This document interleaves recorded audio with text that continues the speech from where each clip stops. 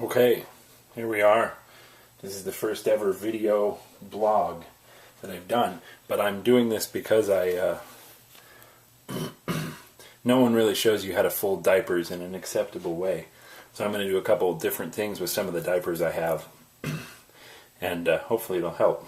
Because mostly it has to do about wadding them into the covers to catch pee and other stuff. So I have 3 different sizes.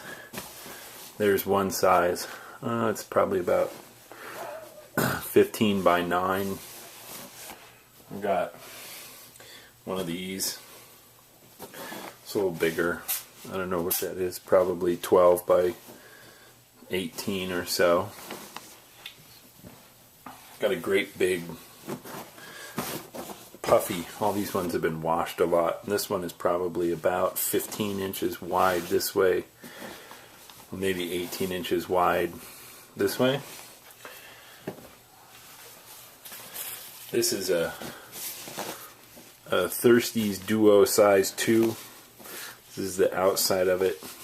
The snaps, so you can adjust how open or closed it is. It has a couple of settings there. Mostly what those do is adjust the gusset. This is the inside. It's kind of got a little diaper trap up here. And when I first saw these, I thought, oh, you could stick a corner of a diaper in here, but you can't. So this is what I've learned to do with these. I set these out. Usually put kid, this way with the head here, feet there, because I'm right-handed. And I lay that out like so. Now, right now, when he first started, we had much smaller duos. And we take one of these little guys like this. It's about 10 by 15. And all I figured out finally to do, I did some other fancier things, but all I figured out finally to do was to just take it, and it's got these great stitch seams right here. And they make a nice folding. This thicker part is in the middle. It's probably got about 4, depending on the diaper, it's got, I think, 4 to 8 layers of cotton in the middle and about half as many in the side. But all I do is I just folded it in like this so that you just took those halfway in. They meet at the middle, and then you just have this pad like that. And then in the smaller duo, I had a duo size 1. I would take it like this, tuck the front of it into the little flapper, and then put the butt about yay, fold it over, wrap it up like that, right? So that works fine for the little ones. When you get a bigger kid, these just don't soak up as much because they're not very big, and I think there are not as many folds in the middle. So we have 2 options. I collected these with a little kid, and I also had some of these with the little kid. That's that one that's maybe about 12 or so by 18. And with these, what we started doing sometimes, because this is a little more absorption, is we do that same fold, sort of like this, and then we would just fold the back down out of the way and stick it in the diaper the same way, like so. Well, that didn't work very well. Something like this, right? And it basically becomes a game of, hide the excess diaper. So you end up with this back part like this. It gets pretty bulky, but it's a bulky process anyway. Another way you can do that same thing is you take that and you do it the long way. With these particular ones, you end up with a real wide diaper, so I just fold it completely in thirds, like so, and like so. And again, you see you get this nice big pad, like you had with this one, but it's a slightly bigger, slightly more absorbent object, like that. Now, when we get to the nighttime diaper for our current size child, who's about 2 1/3 years old, I take one of these bad boys here, these real big ones, and I think this one has 8 layers in the middle. This is a really heavy diaper. And I do this same business here. where you just fold it in big thirds. And what works out really well with this, and I always see this seam right here, this is not a gentle piece of fabric. This is rough and kind of a wad. So always make sure that you put this nice soft broad side towards the inside, towards the tender parts. You put this out like this, and you get a little added bonus here. This fits in a Thirsty's Duo folded up this way pretty well. And you kind of pull that out.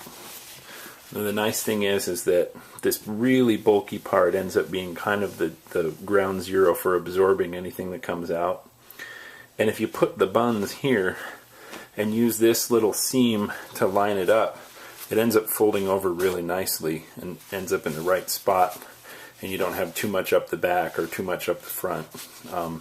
It's always a little bit less than you think. But here, use a lot to go up and around.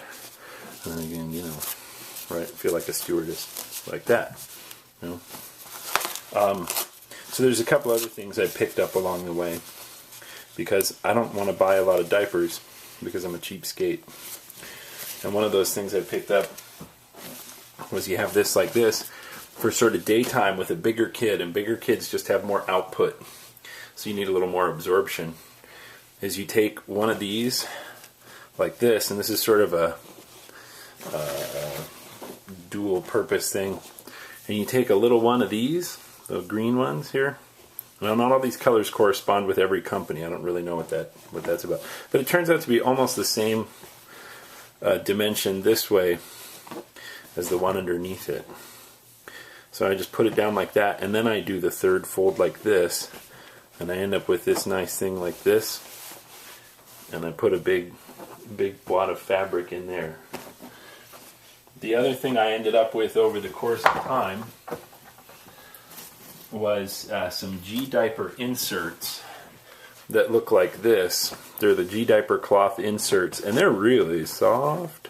They have this brushed cotton, and they've got this fleecy stuff. They absorb very little, and they tend to, when they get wet, they kind of just wad up like this inside both G-diapers and in Duos really badly, and so they don't work very well for that. What they do work well for, though, is you can do the same trick.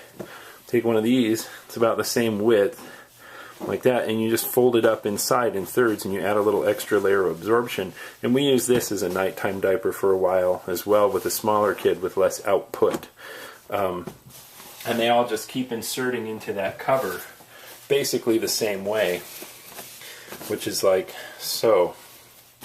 And I did the same thing with G-diapers, except I just stuffed it into their little plastic pouch that snaps into the inside. And if you have G-diapers, you'll know what that is.